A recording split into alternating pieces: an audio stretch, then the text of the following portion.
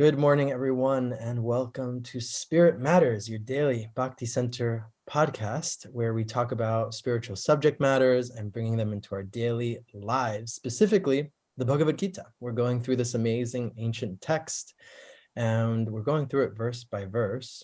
We had a little bit of a break. This is my first time back. I'm Kishore, and I'm here with Achyuta Gopi. Both Achyuta and I were in India for a while. And so we had a bit of a break, but we are back. Doyal was with us the past 2 days, and I don't know when he'll be with us again. He makes guest appearances, and so do I, apparently. Achyuta's the strong. She holds it down. She holds down the fort. How are you doing this morning, Achyuta? I'm good. I feel blessed today. I feel like today's going to be a good day. It's going to be all right. How are Good. you feeling, Kishore?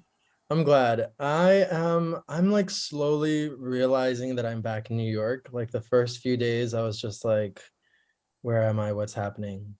And now I'm like, okay, I am here. So that's how I'm feeling. I am here. That's right. Same. I think Doyle asked me on Monday, he's like, how are you feeling? I was like, I am slowly reminding myself that the squirrels are not monkeys. Yes. Like that's about where every day I remind myself that the squirrel that I hear is not a monkey. That's exactly where I'm at right now. I'm like slowly getting to a place where I'm not in anxiety about monkeys stealing my stuff. I'm like, okay, I can walk down the street. Everything's gonna be okay. Like I don't need to hide things. Okay, okay. That's where I'm at right now. So apparently we were talking about Gita verse 249 yesterday. I wasn't here yesterday, so maybe Achyuta, you want to kick us off where we were at or what we were talking about? Yeah. We were talking about, well, at least I was saying this verse about keeping certain abominable actions far away and at bay by devotional service. To me, that kind of encapsulates all of what I feel that Kartik month is about. We spoke a little bit about what this Kartik is and how we are celebrating that one time that God got in trouble and how unprecedented it is to have a religion where God gets in trouble. Like, that's not a thing. God is all knowing, always correct, always does the right thing. And here in Bhakti Yoga, we're like, yeah, no, you were a naughty kid, a bit of a rascal, you troubled your parents. And then there was one time she got so angry, she chased you with a stick and then she tied you up. And one of the beautiful things about that is Srila Prabhupada states in regards to Mother Yashoda, Krishna's mother, that she was in full samadhi. And when you hear about samadhi or this deep meditation, you feel or you think about a stillness, right? Something that has no movement, everything outside is stopped, and everything external is going inward, and you're on this inner journey. And Srila Prabhupada said that for Mother Yashoda, samadhi meant being busy all the time. She was constantly busy, but for her little boy, for Krishna. And so he was saying we can follow in these footsteps. And I was saying that this verse really reminds me of that and reminds me of all of Kartik about how I want to be more busy for Krishna. Am I sitting there thinking, oh, I've got all this time in the world, no problem? Or am I actually loving God like I'm running out of time? I really like this because in the purport, I don't know if you all read the purport yesterday, but I was just reading through it, and it was I won't read the whole thing, but just kind of paraphrase what Srila Prabhupada is saying, that that only misers desire to enjoy the fruit of their own work, Yeah. just to be further entangled in material bondage. And then he defines kind of bhakti yoga, and he defines Krishna consciousness as this work that is being done for Krishna, for the satisfaction Mhm. of Krishna. And I really love this because then in everything can be kind of turned towards Krishna. And if we look at the example of Mother Yashoda and the Damodar pastimes, it's like Mother Yashoda was chasing after Krishna because he was being naughty, but ultimately she was doing it for Krishna's satisfaction. Ultimately, she was doing it because she's his mother, and she was like, how am I going to control this kid from running around all over the place? Like, I need to do something because he's literally causing havoc And I love him so much that I need to discipline him. I need to help him, you know. And that conception is so beautiful because it's like, wow, even this act, which kind of from a first standpoint of looking at it, if we're not understanding kind of the tenets of bhakti yoga, you might look at this and be like, what's going on here? Like, what's happening? Why is this a thing?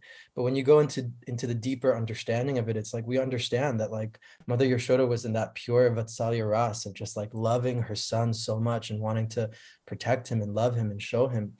And it turns to go back onto ourselves. It's like, yeah, it really puts that question to us in this month of Damodar, of Kartik, of like, am I doing stuff for Krishna or am I doing stuff for myself? It's just that simple, you know, like, is this for my pleasure and for my satisfaction?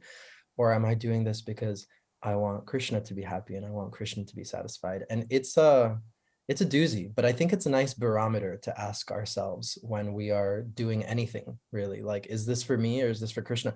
And I'll end with this.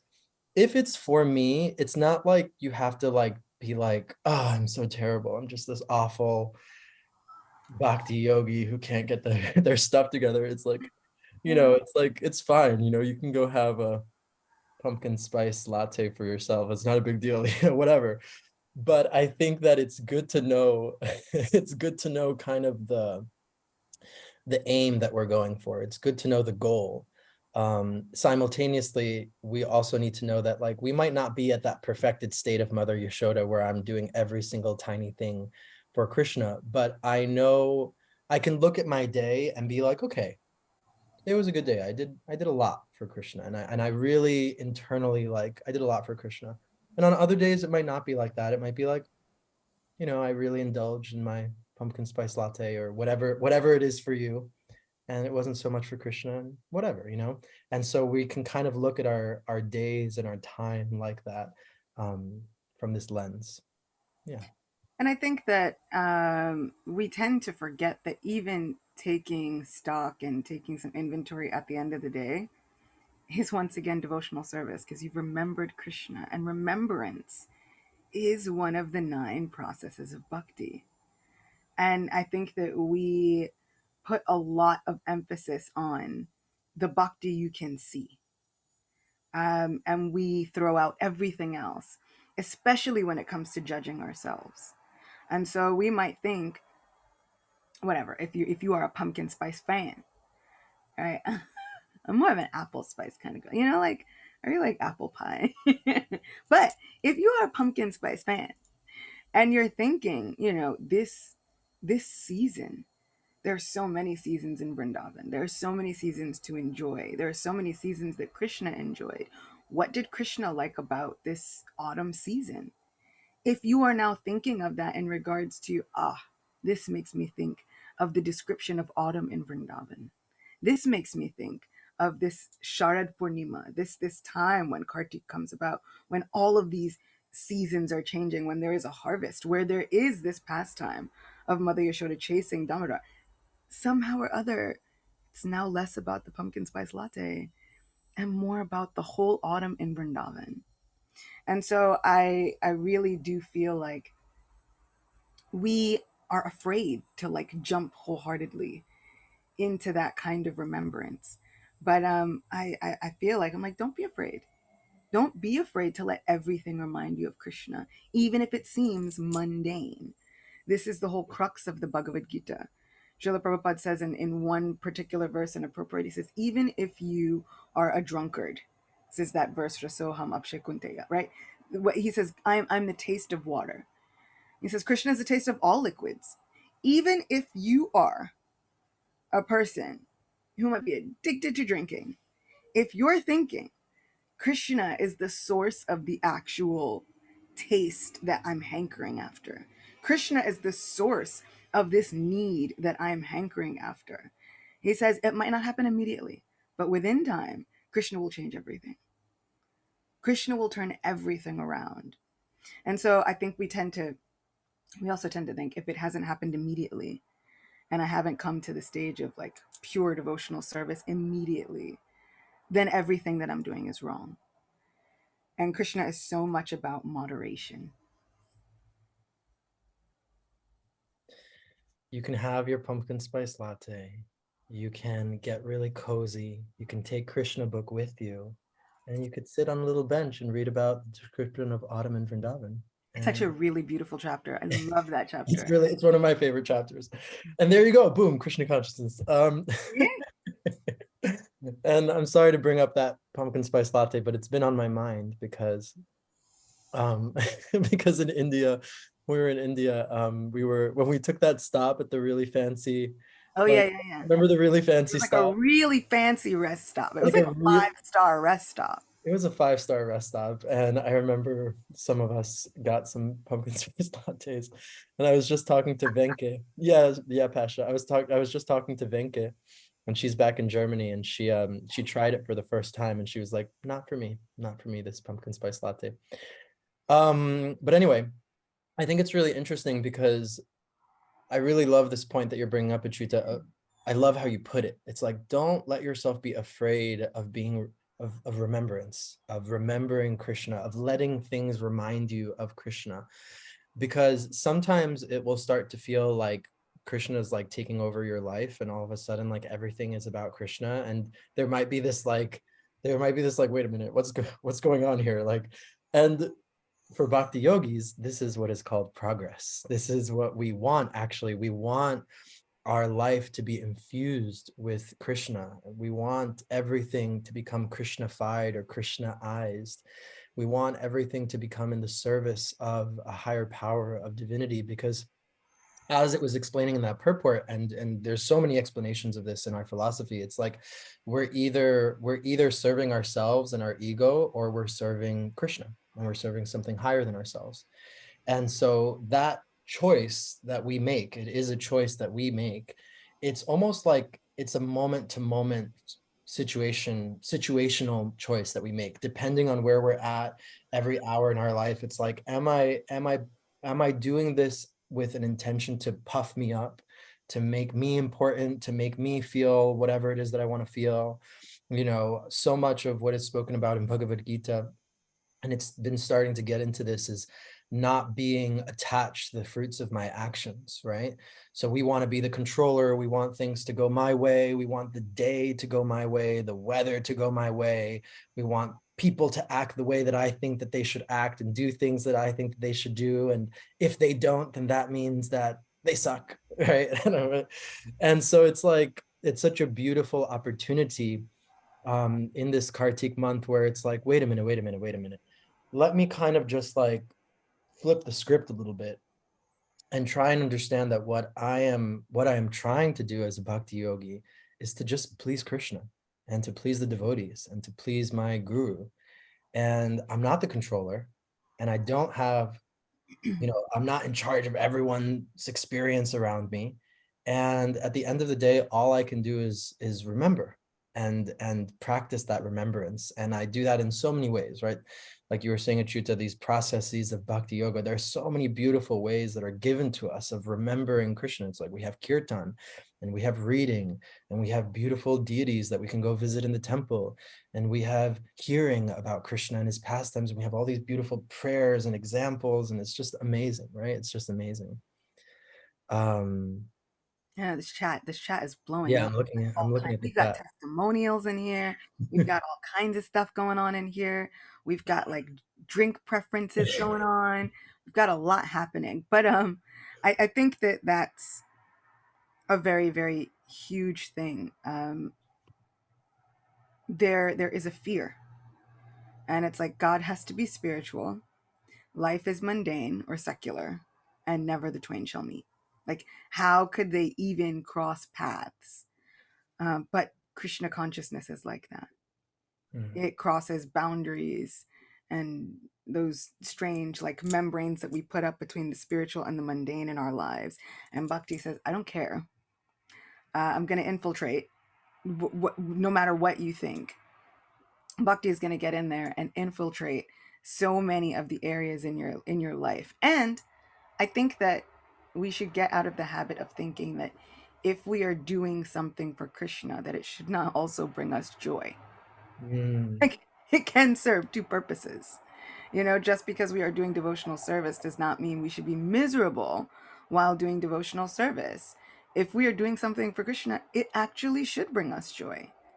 It should be an enjoyable process. It said this process is joyfully performed. And so we shouldn't think that, oh, just because I enjoyed myself, like that can't possibly be devotional service. Like, actually, that's some of the best devotional service.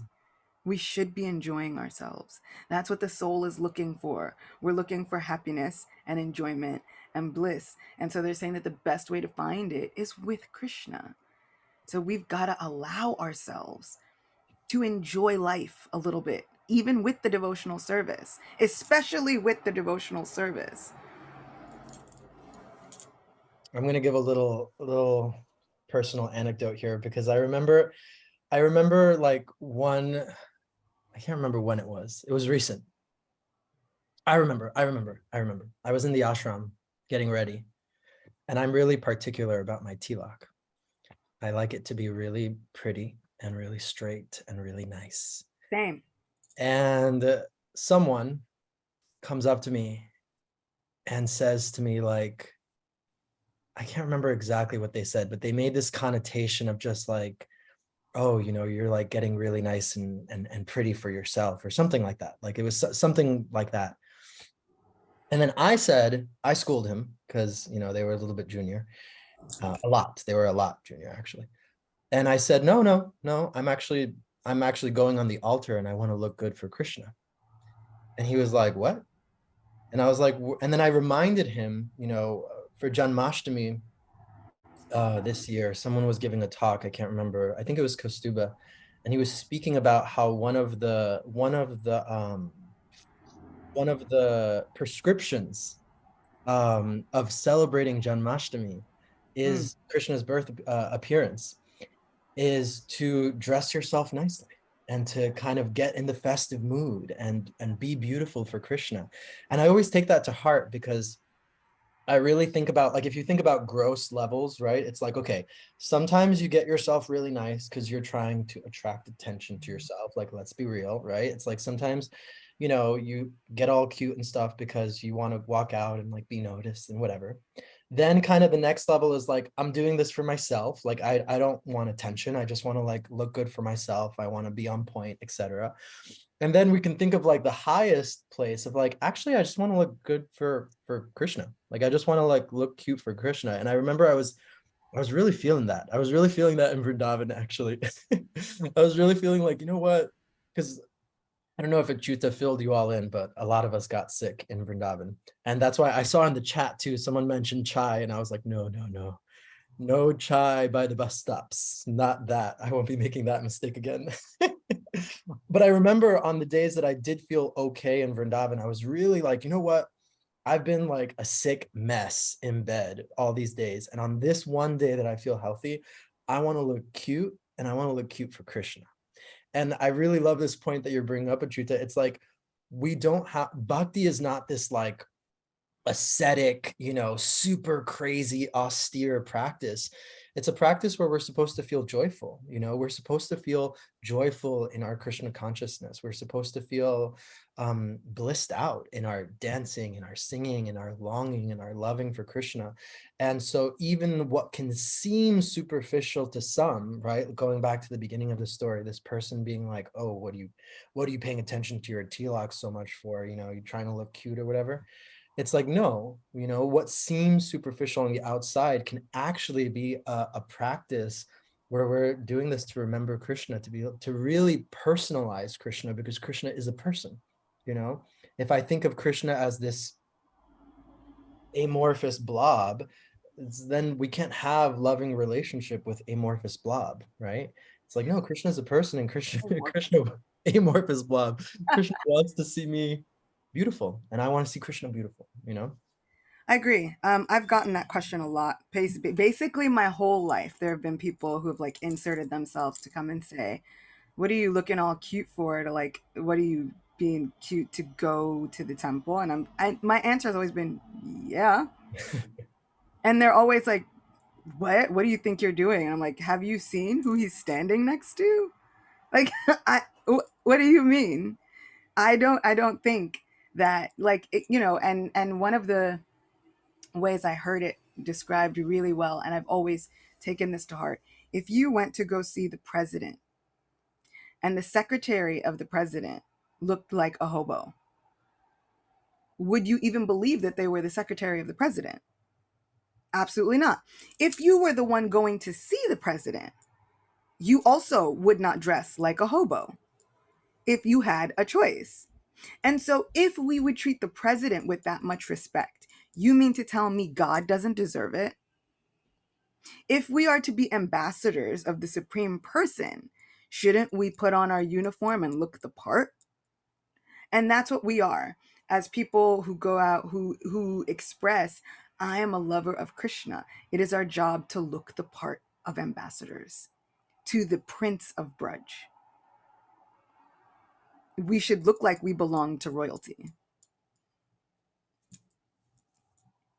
That's my two cents. Yes. Yes, I love this. I feel like that should be on a shirt somewhere. We need some merch. We need some Spirit Right? Matter merch. You belong to royalty. Like Krishna on the back or something like Okay? that. I'm saying.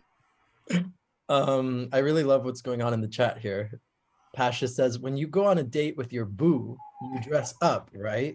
Why would it not be the same or even better for God? Exactly. So good. I really love that. And Pasha also says, also Achuta's outfits in Vrindavan were heart fire Thank you, thank you, emoji. thank you, thank you, I thank you. agree. I agree. Achuta often had like 3 outfit changes in the day, and I was like, It was a little outrageous it sometimes. was like I was like waiting to see Achuta's darshan. I was like, what's next? What's next? It was like the one thing like making me happy while I was like sick. I was like, see this darshan. um, but yeah, I think this is a really beautiful concept that I think that sometimes there's, and not sometimes, like I remember like hearing Prabhupada disciples speak of this, of like of them thinking that it was supposed to be this way in the beginning, of like super austere and just wearing one thing all the time and all this stuff. And it's like, Literal bed sheets, like yeah, quite literally bed sheets. yeah, yeah. And I've heard them speak about like, no, like that's not the practice. Like there's supposed to be joy and love and ecstasy and bliss in this practice, and of course that's not saying that we don't need to go through the shadow work and this and whatever, and all that stuff is there as well. But I always think of this verse, and I'm going to kind of throw this verse out there, even though we're running out of time, but it's one of my favorite verses. And I always share it with people when they're going through tough times Hmm. or when they are feeling guilty. And I really, really loved what Leeleshwari, is it Leeleshwari? No, Leela Lila Manjari. Mundry. Leela Manjari was saying in the chat that when I relapsed, my first step towards sobriety was just not being ashamed to chant high. And I think that like this shame and this guilt that comes from like doing things wrong, it's not what Krishna wants from us. And I think that that's something that like people really don't understand. Like they think that like I don't know. I don't know what they think. They're putting Krishna in this category of like judge and angry and like blah blah blah. Well, I mean, to their credit, lots of other spiritual traditions. Exactly. And usually people start thinking, well, if I don't feel all this shame and this guilt, what's going to stop me from doing whatever activity again? And I'm Yes. always like, you, you are what's going to stop you. Yes. Are you getting the desired outcome? No? Then don't do that anymore. Yes. Find the strength to get the help, to uplift yourself, because this is detrimental to you. Mm, Not because God is looking at you shamefully. Not because God is looking at you and you should feel guilty. Not because someone else. Do it because you love you. mm, mm, mm. Do it because you love you, and do it because God loves you no matter what. And he wants you to look cute. He wants you to look cute. He doesn't want you to be like messy going through all that stuff. He wants you to show up as your like truest, most beautiful, most gorgeous self and happy. Okay, are you ready for this verse? I'm ready. He wants you to be happy. This is Srimad Bhagavatam, Canto 11, Mm. chapter 20, verses 27 and 28.